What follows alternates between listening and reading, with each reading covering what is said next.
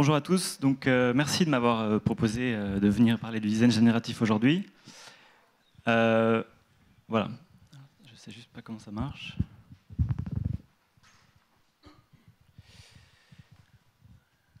J'essaie juste de passer les slides et ce truc marche pas. Et ça marche pas. Ok, tant pis. Bon, bah. Donc en fait, je m'appelle donc Nicolas, j'ai fondé il y a peu de temps, il y a 1 an et demi, une petite boîte qui fait de l'algorithmique. Et j'appelle cette algorithmique créative et stratégique parce qu'en fait je travaille en interface avec le design au sens large. Ça va du design graphique au design stratégique, design de service. Et l'idée c'est de mettre au profit des designers des technologies qui sont algorithmiques, donc des maths, des différentes logiques. Et un des sujets qui m'a beaucoup plu, c'est le design génératif, que je vais essayer de vous présenter aujourd'hui. Alors, peut-être que certains d'entre vous sont déjà familiers avec ça. Il y a différentes façons de le définir. Le bouton. Ouais. La façon... mais c'est bizarre. Non, c'est sur l'extérieur de l'anneau. Ah. Il y a un bouton sur l'extérieur de l'anneau. Ouais. Ah, très bien, désolé. Donc en fait, la façon dont je le définis, c'est en opposition avec un design classique. Donc face à un problème, un designer va le résoudre à partir d'une idée, de différentes entrées. Et dans le design classique, il va créer un objet qui répond au problème. Et si l'objet ne répond pas au problème ou ne lui convient pas, il retravaille l'objet et l'objet est directement le fruit de son travail, manuel en fait. Dans le design génératif, l'idée, c'est que pour répondre au problème ou pour fabriquer l'objet, on va concevoir une règle, et c'est la règle qui ensuite génère dans sa logique l'objet final. Si l'objet final ne satisfait pas le designer, il doit repenser la règle, et ce n'est pas lui qui impacte directement l'objet en fait. Tout passe par un niveau d'abstraction supérieur, et donc ça s'appelle design génératif. Alors c'est une sorte de constellation de définition. Un des mots qu'on entend au sujet du design génératif, une façon de le définir, c'est le design procédural. Donc là, en fait, c'est pour insister sur la partie automatisée de ce processus qui, à partir d'une règle, permet de créer un objet. Alors les exemples sont multiples. Le gros avantage de ça, de l'automatisation, c'est le fait qu'on peut passer d'un objet qui est simple, puisque fait à la main par une personne dans un temps donné, à quelque chose de compliqué, puisque c'est automatisé. Et la technologie, évidemment, est un soutien de ça. Les ordinateurs depuis des décennies maintenant, et puis des technologies de plus en plus avancées, y compris industrielles. On pense à l'impression 3D, mais aussi même à l'impression au print, avec des fabricants d'imprimantes qui essaient d'automatiser le plus possible et d'industrialiser ce genre de démarche. Donc évidemment, l'art s'en est emparé, c'est vrai pour l'art visuel, pour la musique également. Le design graphique aussi, et donc ce genre d'exemple, en fait, c'est vraiment le designer qui va utiliser du code pour générer des objets qui sont bien plus compliqués que ce qu'il pourrait faire à la main. Et puis, un autre exemple d'application logique et spontanée, c'est l'architecture, avec en plus de cette envie d'utiliser le code comme une sorte de démarche créative, l'idée dans l'architecture que ça répond aussi à des contraintes mécaniques, d'environnement, etc. Donc là, le code permet à la fois d'avoir un élan créatif et de répondre à des contraintes. L'autre aspect, c'est-à-dire quand on passe du simple au complexe, on peut rester simple, par contre on peut créer une infinité de produits. C'est l'autre chose, et le domaine d'application, en tout cas moi par lequel je suis rentré dans toute cette démarche, c'est le jeu. Et vous vous souvenez sans doute de Worms, un jeu dans lequel à chaque fois qu'on se connecte, à chaque fois qu'une partie commence, le terrain est à nouveau totalement unique. Et donc c'est une promesse pour le joueur d'avoir un cadre d'évolution perpétuellement différent. Cette idée-là continue, est très très vivante dans le monde du jeu, et on a un jeu qui va sortir bientôt, là, qui est un peu la panacée de ça, qui s'appelle No Man's Sky, dans lequel en fait des planètes, des dizaines de milliards de planètes, c'est-à-dire en fait une infinité concrètement, sont générées avec des univers très cohérents, une atmosphère, une évolution géologique, biologique, et en fait le voyageur va pouvoir virtuellement explorer des mondes en étant dans une expérience qui est unique, qui est la sienne propre. Ensuite, on a cet exemple classique de ces objets en fait, qui, grâce à la multiplicité qu'ils ont, vont être en fait des objets individuellement possédés par les utilisateurs. Là, on a l'exemple des gravatars, donc ce sont des icônes générées assez simplement ici, mais qui vont vous suivre sur Internet et qui vous permettent d'avoir votre propre petit avatar individuel. Ça existe au-delà du digital.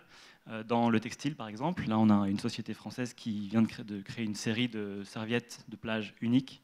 Donc encore une fois, une génération automatique d'une multitude d'objets, et le client, le destinataire, l'utilisateur, s'en approprie un en sachant qu'il est unique. Et un très bon exemple assez frappant qui est de quelques années, c'est les bouteilles d'Absolut Vodka.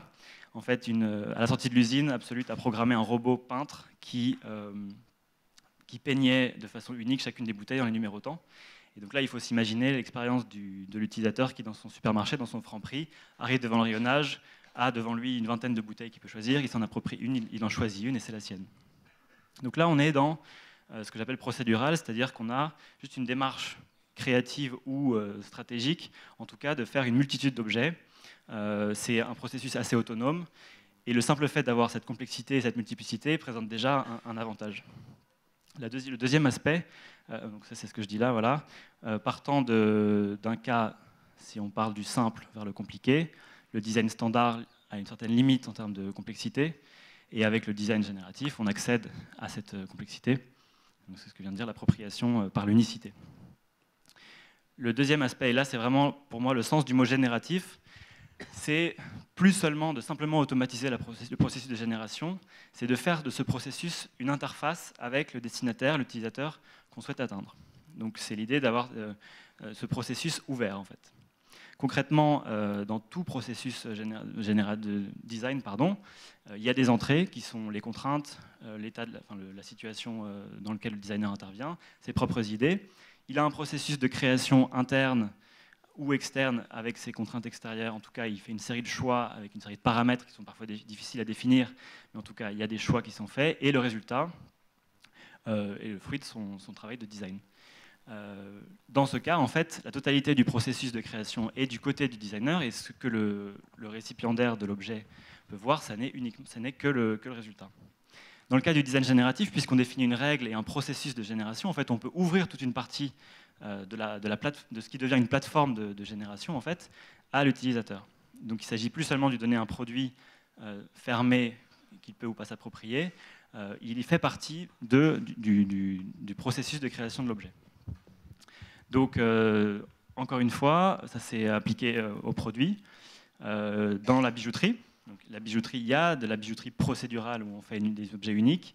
Là, on a un exemple de cas où en fait, c'est une technologie d'imprimante 3D. Le client peut choisir en fait, sur une carte de ville, de la ville, du monde ou de son pays, les lieux qui lui importent particulièrement. Et à partir de là, fabriquer cette forme assez simple finalement, mais qui lui est envoyée par la poste et qui est donc unique, et surtout qui est sa forme, puisque c'est lui qui a décidé les points d'entrée. Donc c'est un exemple, c'est un peu un cas d'école. Mais ça marche également pour du papier peint, où on génère un papier peint unique à partir de la chanson, notre chanson favorite. Et puis, ça a été également énormément pris dans l'univers du branding, avec un cas assez typique donc pour un groupe qui s'appelle Seed Media, qui est un groupe de contenu et notamment de journaux scientifiques. Et Zagmeister a fait pour eux un système d'identité totalement génératif. L'idée, c'est il y a un logo, et le but d'un logo, c'est d'être totalement reconnaissable, sauf que ce logo n'est pas fixe, totalement contraint de A à Z. Ce logo est en fait un filtre, une sorte de prisme à travers lequel on peut présenter différents contenus.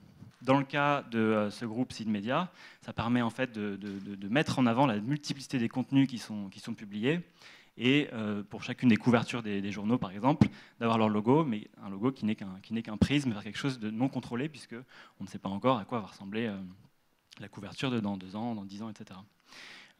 Autre importance symbolique, c'est le fait qu'on peut également se mettre en interface avec les gens directement, et en particulier ici on a les cartes de visite, où les employés en fait, de Seed Media sont eux aussi les membres, la partie vivante du groupe que l'identité veut mettre en avant. Et donc on a ici une manière de montrer que chaque employé fait partie du groupe et participe à la même vision unifiée.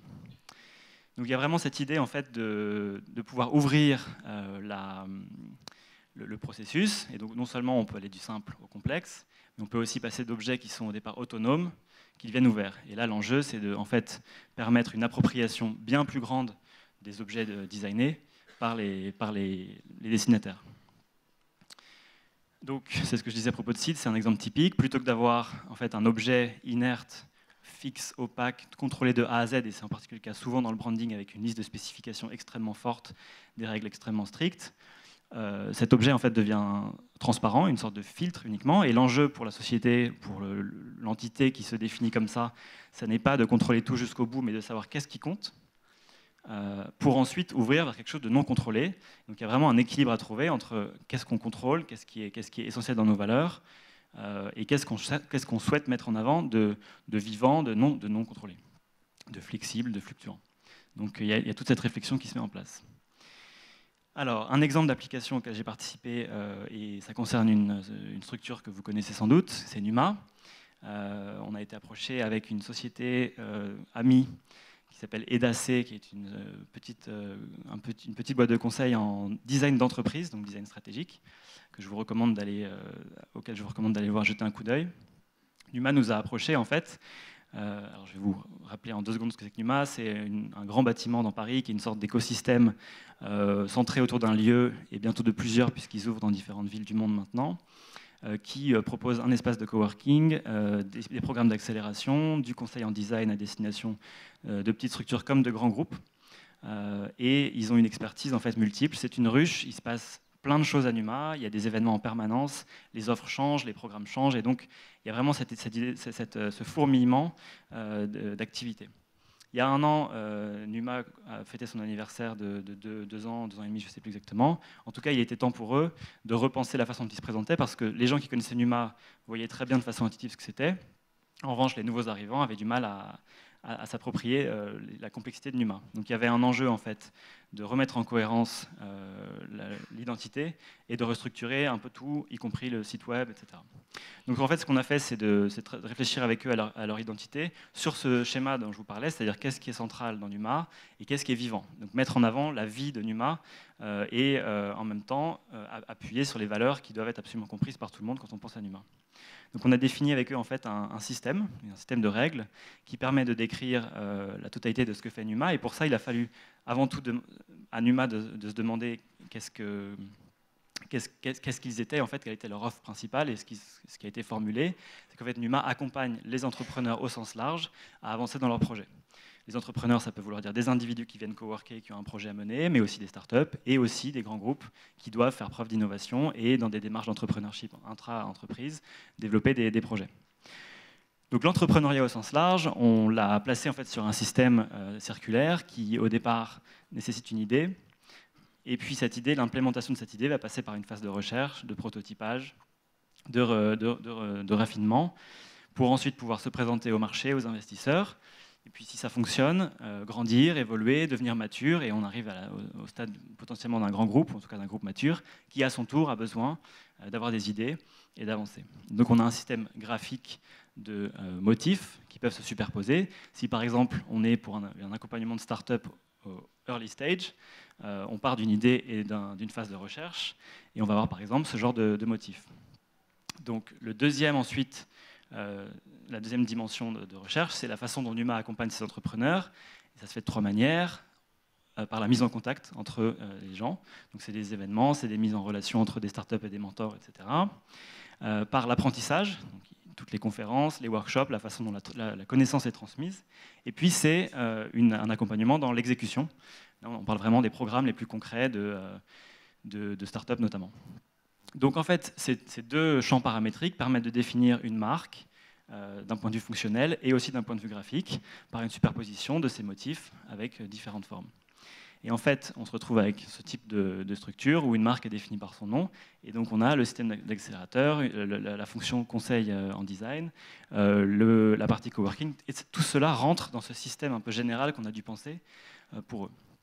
Et l'énorme avantage, en fait, c'est que ça permet de créer au sein d'un outil qui va être accessible par tout Numa et par tous les gens qui spontanément, chaque jour, chaque semaine, ont des idées de dispositifs, des idées d'événements, des idées d'offres, etc., de générer leur propre en fait, marque, leur propre service, et fonctionnellement, et d'un point de vue graphique, et d'accélérer énormément toute la partie com, tout en maintenant une certaine fluidité, et le fait que Numa reste reconnaissable visuellement, plutôt que d'avoir à faire appel à chaque fois à un graphiste qui va devoir suivre certaines contraintes, se libérer lui-même, et réfléchir à tous les choix qu'il doit faire.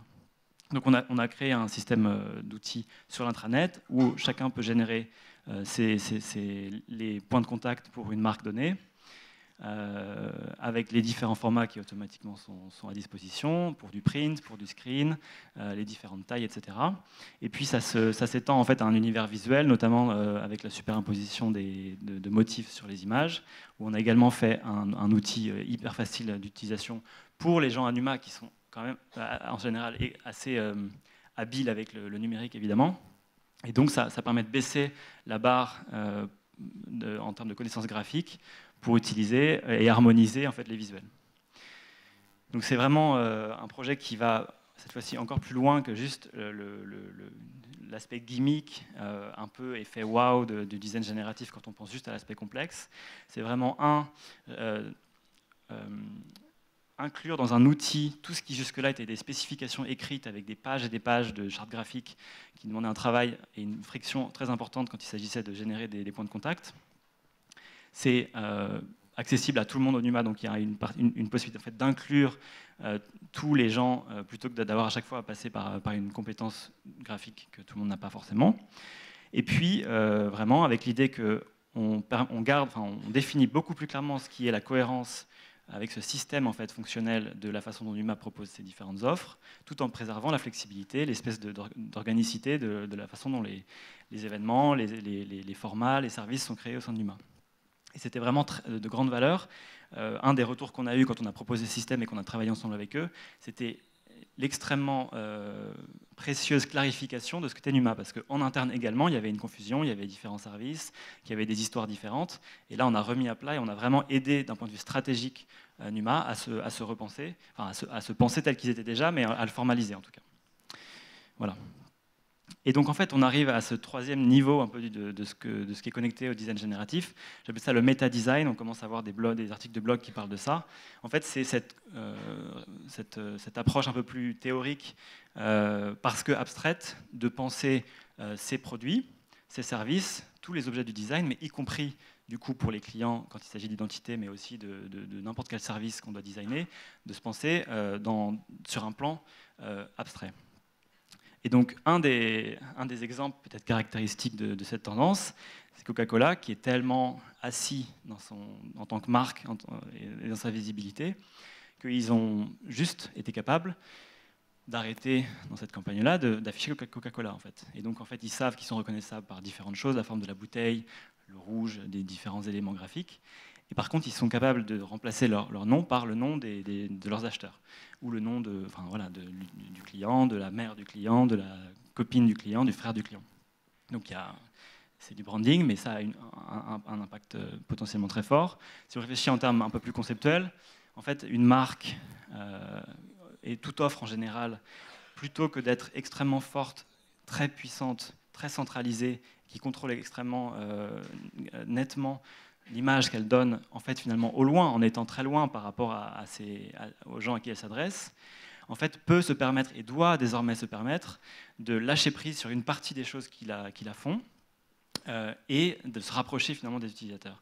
Et on est dans une tendance aujourd'hui massive de la prise en puissance de l'utilisateur. Le design aujourd'hui est absolument partout, en particulier dans le monde des startups, puisque c'est là que la valeur se crée majoritairement aujourd'hui. Et c'est pas pour rien. On est dans des systèmes, quelles que soient les entreprises dont on parle, mais également des organisations et en fait un peu tous les systèmes humains qui existent aujourd'hui, qui sont passés il y a des décennies à quelque chose de très central, facile à maîtriser, ponctuel, et qui tournait parce qu'il était totalement appréhensible par une personne ou par un petit groupe de personnes, à une mise en réseau progressive, une complexité, jusqu'à une sorte d'aplatissement total où le pouvoir est entre les mains de l'utilisateur pour des raisons politiques, mais également pour des raisons culturelles en fait. C'est-à-dire que la vague du design en fait est là pour professionnaliser la façon dont les entreprises doivent comprendre beaucoup mieux et tenir compte beaucoup plus du point de vue des utilisateurs. Donc cette complexité, à cause de la taille et à cause de la stratégie totalement nécessaire désormais de prendre en compte l'utilisateur, impose d'une certaine manière, pour rester cohérent et pour ne pas se dissoudre dans cette espèce de chaos, de ce qui pourrait être vu comme un chaos, de savoir à un niveau abstrait, à un niveau méta, où est l'identité, qu'est-ce qui compte dans ce qu'on est, pour une structure et qu'est-ce qui compte dans ce qu'on donne en termes de produits et de services. Et ce n'est pas pour rien que les mastodontes du numérique aujourd'hui, que sont par exemple Facebook, Apple ou Google, qu'est-ce qu'ils proposent en fait? Ils proposent des services qui ne sont que méta, c'est-à-dire qu'ils définissent des interfaces avec des éléments graphiques minimes ou en tout cas extrêmement fluides et permettant simplement de mettre en avant du contenu qui n'est pas forcément et qui est majoritairement pas le leur en fait. Et donc il y a un génie dans ça qui nécessite de se penser à un niveau d'abstraction. Donc en fait, cette démarche de penser la règle plutôt que le résultat final du processus de design, en fait, se ramifie dans des considérations stratégiques assez importantes, je pense. C'est difficile, c'est une tendance, à mon avis, naturelle de la connaissance de l'humain, d'essayer de comprendre ça. C'est beaucoup plus difficile de comprendre comment est-ce qu'on crée, comment est-ce qu'on pense, comment est-ce qu'on dessine, plutôt que de le faire directement. Mais c'est l'enjeu. Et pour finir sur une note un peu philosophique, au fond, je pense que c'est simplement, on est entouré par ces règles-là. La nature elle-même, et donc on ne parle pas du tout de numérique, elle est générative. Au fond, qu'est-ce qui régit l'évolution de la nature? C'est des lois, par exemple génétiques. Et cet arbre, par exemple, dans son génome, il ne possède pas, dès le départ de sa naissance, avant sa croissance, la forme finale qu'il va avoir. Ce qu'il possède, c'est des règles de croissance qui lui permettent d'évoluer de façon ouverte à son environnement, de réagir à ce qu'il y a dans le sol, à la quantité de soleil, au fait que la foudre peut tomber sur une branche. Et en fait, la nature est un système régi par des lois avant d'être régi par des objets définis et fixes. Et elle parvient à fonctionner spontanément de façon extrêmement, on dirait pour la nature, harmonieuse. Pour ce qui nous intéresse pour les systèmes humains, on cherche de la cohérence en fait.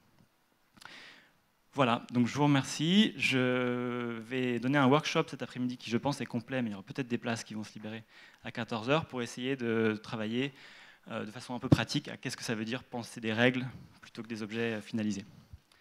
Et si vous avez des questions, je ne sais pas si on a le temps, mais elles sont bienvenues. Merci beaucoup, Nicolas.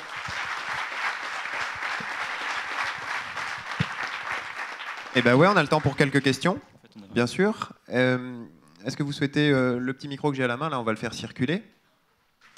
Si vous souhaitez un éclairage, une question précise quant à vos préoccupations, les applications pour votre propre business, allez-y, on vous passe le micro.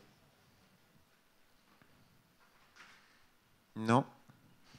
Bon, finalement, vous disiez que ça allait être spatial, mais vous avez donné pas mal d'applications.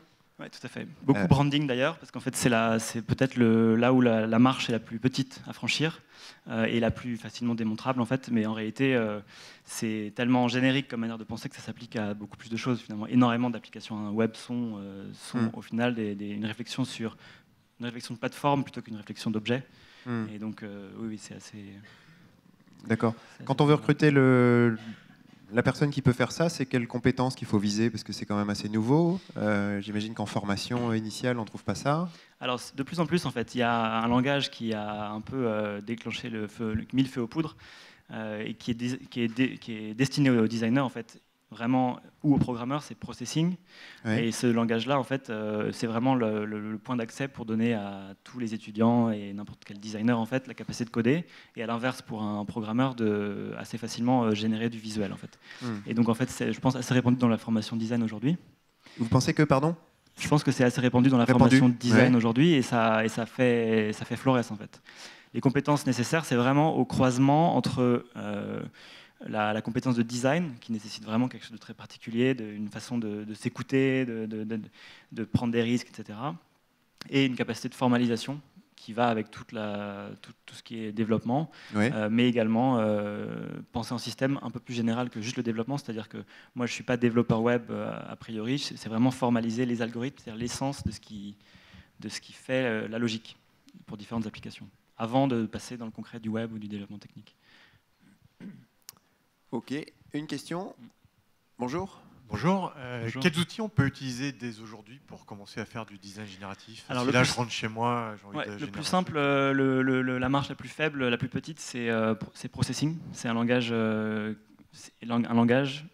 type JavaScript, mais packagé dans un logiciel, en fait. Donc ça se télécharge, ça se lance, il y a une petite fenêtre, et juste à côté, une fenêtre de code, avec déjà des modèles, des exemples, et juste à droite, une fenêtre de sortie graphique. Donc en fait, c'est ce qu'il y a de plus direct plus simple. Je pense qu'il y a aussi beaucoup de tutoriels sur Internet liés à ce langage.